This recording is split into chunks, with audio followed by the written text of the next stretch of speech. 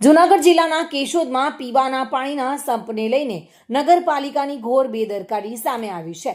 કેશોદ નગરપાલિકાના ward number 1માં Alap colony વિસ્તારમાં shocking મામલો સામે આવ્યો છે. નવું ઓવરહેડ ટેન્ક અને અંડરગ્રાઉન્ડ સ્ટોરેજ સંપ 1 મહિના પછી પણ ખુલ્લું જોવા મળી રહ્યું છે. ઢાંકણ જ લગાવવામાં આવ્યું નથી. પીવાના પાણીનું ખુલ્લું પડેલું આ સંચના કારણે જેથી ગંદો કચરો, પાંદડા કે અન્ય ગંદકી પડવાનું મોટું જોખમ સેવાઈ રહ્યું છે, જેના કારણે રોગનો ભયંકર ખતરો પણ ઊભો થઈ રહ્યો છે. જોકે રહેવાસીઓ અને આમ આદમી પાર્ટીની માંગ છે કે તાત્કાલિક આ ઢાંકણ લગાવવામાં આવે, જેના કારણે લોકો બીમાર પડતા અટકી શકે છે.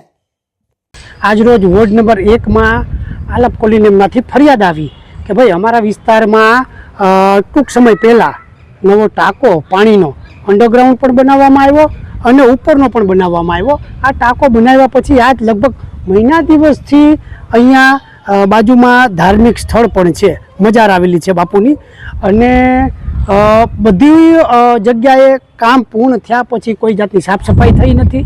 બરાબર છે. ટાંકાની ઉપર પણ 2 ઢાંકણા ખુલ્લા પડેલા છે. બરાબર. આજુબાજુમાં રહીશો રહે છે.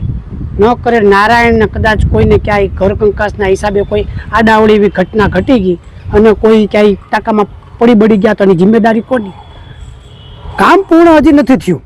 મજારની બાજુમાં અને નીચેની સાઈડમાં બરાબર છે ત્યાં બધેય પ્લાસ્ટર અધૂરું બાકી છે. છતાં પણ આજની તારીખે કોન્ટ્રાક્ટર, આજુબાજુના રહેવાસીનું એવું કહેવાનું છે કે કોન્ટ્રાક્ટર આજ મહિનો દિવસથી આ બાજુ ફરકતા નથી અને આ જગ્યાએ કોઈ જાતની સાફ સફાઈ કામ પૂર્ણ થયા પછી કરેલ નથી. તો આ જવાબદારી કોની રહેશે? આ જવાબદારી શું ચીફ ઓફિસરે કે નગરપાલિકા પ્રમુખે ન સ્વીકારવી જોઈએ કે ભાઈ કોન્ટ્રાક્ટર ઉપર ધ્યાન ન દેવું જોઈએ કે ભાઈ આ કામ પૂર્ણ થયા પછી તમે આજુબાજુના રહીશોને કોઈ જાતની તકલીફ ન રહેવા દો? આ કોણ કરશે? બરાબર છે. એટલે એક જાગૃત નાગરિક તરીકે હું નમ્ર વિનંતી કરું છું કે અહીંની સાફ સફાઈ વહેલામાં વહેલી તકે થવી જોઈએ. બરાબર. ઉપર ઢાંકણા જે ઢાંક્યા નથી એ ઢાંકણા તાત્કાલિક ધોરણે ઢાંકણા ધકાવવા જોઈએ.